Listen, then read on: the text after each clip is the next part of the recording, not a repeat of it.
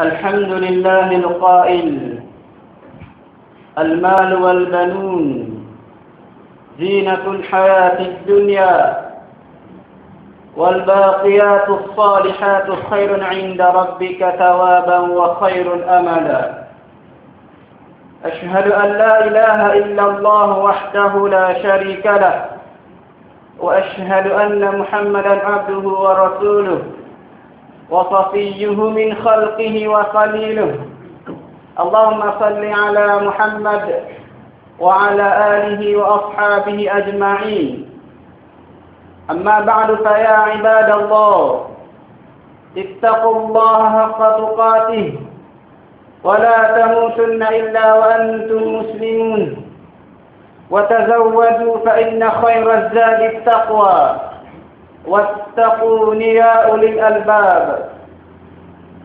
Saya berpesan pada diri saya dan pada tuan-tuan hadir pada hari ini, marilah sama-sama kita mempertingkatkan takwa kita kepada Allah Subhanahu wa taala. Marilah sama-sama kita patuh dan taat suruhan Allah Subhanahu wa taala dan kita meninggalkan segala larangan Allah Subhanahu wa taala. Mudah-mudahan kita dikategorikan oleh Allah Subhanahu wa taala sebagai hamba-Nya yang berjaya. Ikhwanil muslimin, hari ini ialah hari yang terakhir bagi sesi persekolahan tahun 2009. Dan anak-anak yang bersekolah akan mula bercuti sehinggalah 3 Januari 2010. Satu tempoh yang agak panjang. Satu tempoh yang perlu diisi ruang dan waktu itu dengan sesuatu yang bermanfaat kepada anak-anak, supaya cuti itu tidak disia-siakan dengan perkara yang tidak berfaedah. Ikhwanil muslimin, sekolah adalah merupakan salah satu wasilah ataupun cara untuk mendidik anak-anak kita. Tetapi kita sebagai ibu bapa tidak seharusnya meninggalkan anak-anak kita di sekolah tanpa kita mendidik dan mengasuh mereka di rumah. Lebih-lebih lagi ketika musim cuti sekolah ini. Sebagai ibu bapa yang prihatin, sepatutnya mereka mengambil berat tentang pendidikan anak-anak. Tidak hanya sekadar dilepaskan bebanan ini kepada para guru di sekolah sahaja. Ikhwanil muslimin, dalam tempoh sebulan lebih ini, anak-anak kita akan bercuti dan semestinya berada di sekolah, dan semestinya ia adalah tertakluk di bawah pengawalan ibu bapa. Apa-apa yang berlaku pada musim sekolah, kita ibu bapa mestilah memantaunya, supaya perkara-perkara yang tidak diingini tertimpa di atas anak kita. Ikhwanil muslimin, sepatutnya ibu bapa mesti mengambil berat hal ehwal anak mereka. Kalau di sekolah kita katakan bahawa guru menjaga mereka, tetapi bermula besok dan sebulan lebih mereka sudah bercuti dan tidak ada hubungan lagi dengan para guru di sekolah. Mereka berada di bawah kawalan ibu bapa mereka masing-masing. Ikhwanil muslimin, dalam soal pendidikan, Allah Subhanahu wa ta'ala telah meletakkan tanggungjawab yang besar kepada ibu bapa untuk mendidik anak-anak mereka menjadi insan yang saleh, insan yang mentaati perintah Allah Subhanahu wa ta'ala, insan yang berguna di dunia dan di akhirat.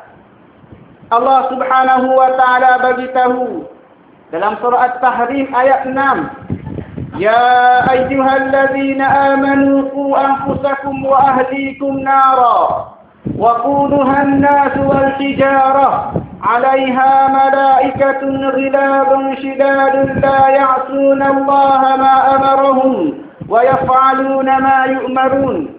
Wahai mereka yang beriman, jagalah diri kamu, jagalah diri anak-anak serta keluarga kamu daripada api neraka yang mana bahan bakarnya itu tergolong daripada manusia dan batu-batu.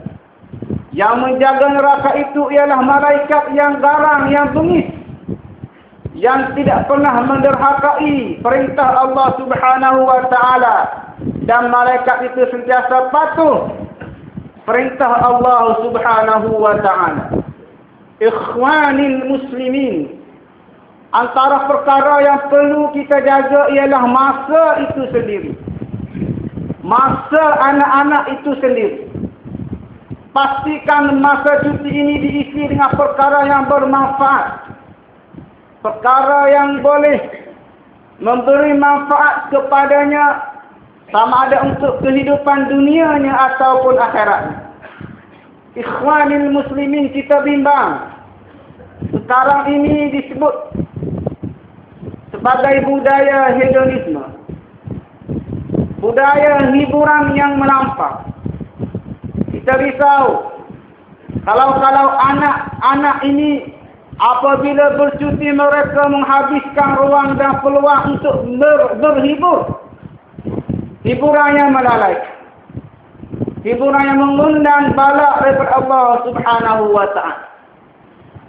Ikhwanil muslimin, ini adalah salah satu daripada perancangan jahat musuh-musuh Islam yang telah menghidangkan kepada umat Islam ini budaya hiburan yang melampau, budaya hiburan yang mencerca Tuhan, budaya hiburan yang menjauhkan diri daripada mentaati dan mengasihi Allah Subhanahu wa ta'ala.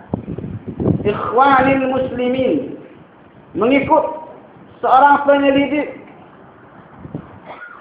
ada 3 S taktik kotor yang digunakan oleh musuh Islam untuk melumpuhkan semangat jati diri Islam, lebih-lebih lagi anak-anak, para remaja yang berada di bangku sekolah.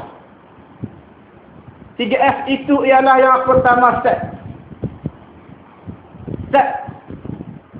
Dan ini terbukti bahawa ramai sekarang ini yang berzina, yang telah beranak dan membuang anak kerana anak itu tidak berayah.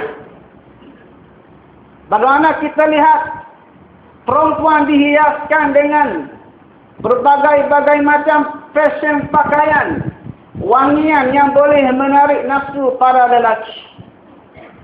Bukan saja remaja, orang tua bangsa pun tertarik dengan pujukan tipu daya ini.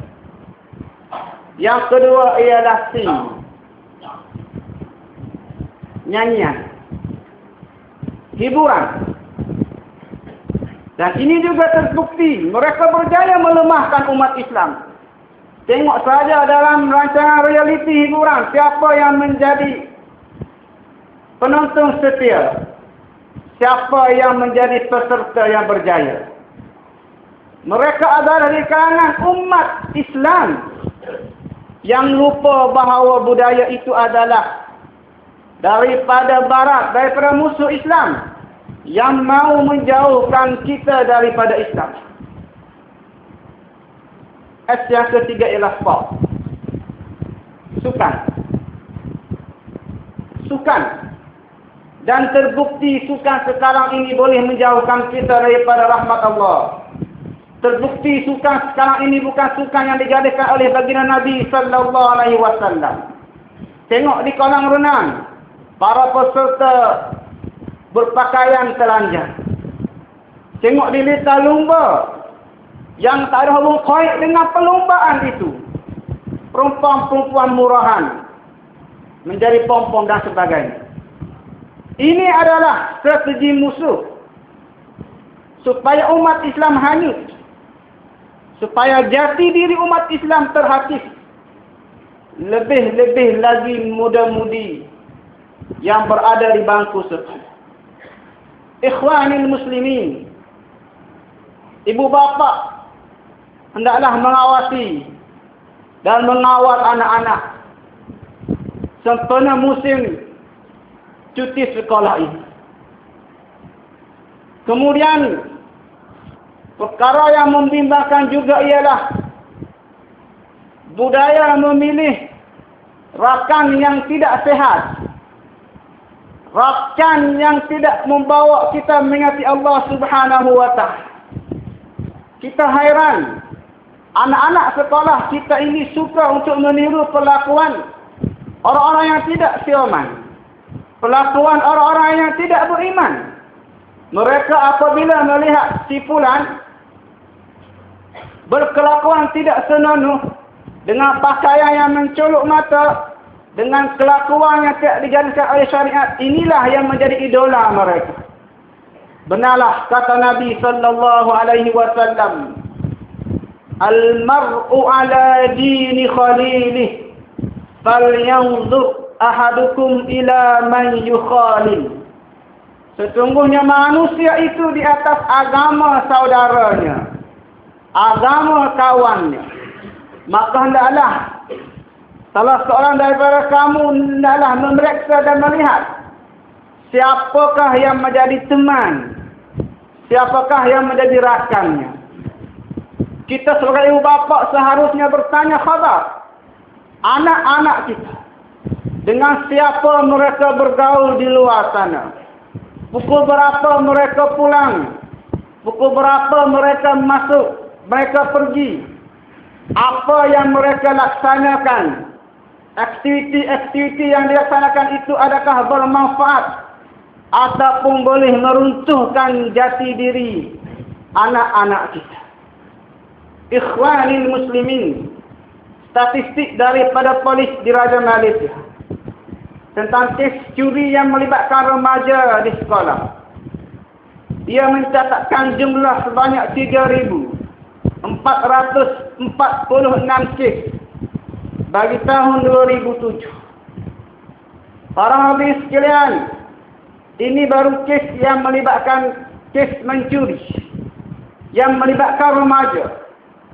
Tidak termasuk rogol sambung berzina, menggunakan dadah, ekstasi, pil kuda, meragut, black metal dan sebagainya. Dan kalau kita renungkan, angka ini adalah suatu angka yang amat besar sekali, yang perlu ibu bapa merasa prihatin dan merasa bertanggungjawab untuk memastikan anak-anak mereka tidak terlibat dengan gejala yang negatif ini. Ikhwanil muslimin, kita tidak boleh nak salahkan sistem yang kita ada. Kita tak boleh nak persalahkan dan nak menuding jari kepada orang lain. Kita sebagai ibu bapa mesti mempersalahkan diri kita sendiri. Kalau anak kita terlibat dengan budaya negatif, kerana salah satu penyebab utama yang menyumbang kepada kejadian itu ialah ibu bapa itu sendiri yang tidak mendidik anak-anak mereka mengikut lunas-lunas Islam. Ikhwanil muslimin, marilah sama-sama kita mencontohi peribadi Luqmanul Hakim yang mendidik anaknya. Dan di antara perkara yang ditekankan dalam mendidik anak itu ialah sebagaimana yang disebut, dirakamkan oleh Allah Subhanahu wa taala dalam surah Luqman. Allah Subhanahu wa taala bagi tahu, wa idz qala Luqmanu libnihi wa huwa ya'idhuhu ya bunayya la tusyrik billah innasyirka la dzulmun 'adzim. Dan ingatlah tatkala Luqmanul Hakim berkata kepada anaknya yang dia menasihati anaknya supaya jangan kamu mensyirikkan Allah Subhanahu wa taala. Sesungguhnya syirik itu ialah satu kezaliman yang nyata. Ikhwanil muslimin, marilah sama-sama kita muhasabah. Kita sebagai ibu dan kita sebagai bapa, adakah kita menerapkan nilai-nilai pendidikan ini kepada Allah Subhanahu, kepada anak-anak kita supaya tidak mensyirikkan Allah Subhanahu wa taala? Adakah kita mengajar mereka rukun iman yang 6 itu? Adakah kita mengasuh dan mendidik mereka untuk mengenali Allah Subhanahu wa taala, untuk menjadi muslim yang saleh, yang mentaati perintah Allah Subhanahu wa taala? Kalau kita gagal untuk mendidik anak-anak kita menjadi insan yang saleh, maka ketahuilah bahawa kita dipertanggungjawabkan oleh Allah Subhanahu wa taala di mahkamah Allah Subhanahu wa taala. A'udzu billahi minasy syaithanir rajim. Bismillahirrahmanirrahim. I'lamu annama amwalukum wa auladukum fitnah wa anna Allah 'indahu ajrun 'azim. Barakallahu li wa lakum fil Qur'anil 'azim. ونفعني وإياكم بما فيه من الآيات والذكر الحكيم وتقبل مني ومنكم تلاوته إنه هو السميع العليم. أقول قولي هذا وأستغفر الله العظيم لي ولكم ولوالدي ولوالديكم ولسائر المسلمين والمسلمات والمؤمنين والمؤمنات فاستغفروه إنه هو الغفور الرحيم.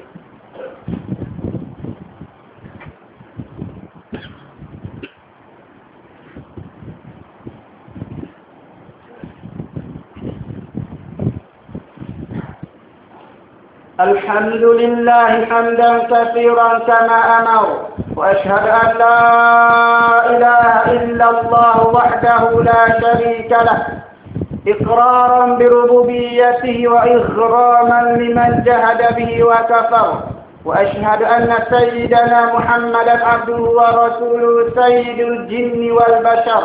اللهم صل على هذا النبي الكريم وعلى آله وأصحابه المصابيح الغرر. أما بعد فيا أيها الناس اتقوا الله فيما أمر وانتهوا عما نهى عنه وحذر. إخواني المسلمين, pada hari ini kita berada dalam bulan Zulhijjah. Bermula 1 Zulhijjah sehingga 10 Zulhijjah itu ialah hari-hari yang disunatkan kepada kita untuk mempertingkatkan ibadah kepada Allah Subhanahu wa taala. Tidak seperti hari-hari yang lain. Disunatkan kepada kita untuk berpuasa pada hari-hari 10 hari awal Zulhijjah ini. Dan Allah Subhanahu wa taala bagi tahu wal fajri wa layalin 'ashr. Demi fajar dan demi 10 malam. Yang 10 malam ini kata ulama ialah malam-malam Zulhijjah. Perbanyakkan ibadah pada musim ini, musim ibadah selain daripada Ramadan. Dan kita disunatkan untuk berpuasa. Dan kalau kita tidak mampu untuk berpuasa, maka janganlah kita tinggal untuk berpuasa Yaum Arafah, yaitu pada 9 Zulhijjah, yang kalau mengikut kalendarnya Kalau mengikut Malaysianya itu adalah jatuh pada hari Khamis depan. Kata Nabi sallallahu alaihi wasallam, puasa 9 Zulhijjah ini adalah penghapus dosa tahun yang lampau dan tahun yang akan datang. Besar fadilatnya untuk berpuasa pada hari Arafah bagi kita yang tidak mengerjakan ibadat haji. Kemudian bagi mereka yang berniat untuk melakukan ibadat korban, sunat untuk kita menahan diri daripada 1 Zulhijjah sehinggalah kita selesai melaksanakan korban. Sunat bagi kita untuk tidak menggunting rambut, tidak bercukur, tidak mengerak kuku. Ada ulama yang mengatakan haram, tapi bagi Syafi'i ia adalah makruh. Ini adalah satu perkara yang kita limpas pandang bagi mereka yang nak berkorban. Pastikan anda tidak mengerak kuku sehinggalah anda selesai melakukan ibadat korban.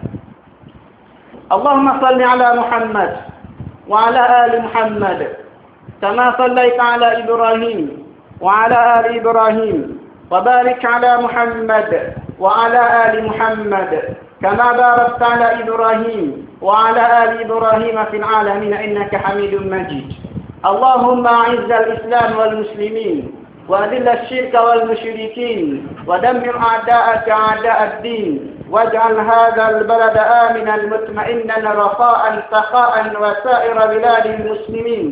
اللهم من أراد بنا بالإسلام خيرا فوفقه إلى كل خير ومن أراد به شرا فخذه أخذ عزيز مقتدر يا ذا الجلال والإكرام. اللهم عليك باليهود ومن والاهم والأمريكان ومن والاهم والصهيونية ومن والاهم والشيوعية ومن والاهم. اللهم أحصهم عددا واقتلهم بددا ولا تبق منهم أحدا يا رب العالمين. اللهم أرنا الحق حقا وارزقنا اتباعه وأرنا الباطل باطلا وارزقنا اجتنابه. ربنا آتنا في الدنيا حسنة وفي الآخرة حسنة وقنا عذاب النار. عباد الله، إن الله يأمر بالعدل والإحسان وإيتاء ذي القربى وينهى عن الفحشاء والمنكر والبغي يعظكم لعلكم تذكرون. فاذكروا الله العظيم يذكركم واشكروه على نعمه يزدكم واسألوه من فضله يعطكم ولذكر الله أكبر والله يعلم ما تصنعون. أقم الصلاة.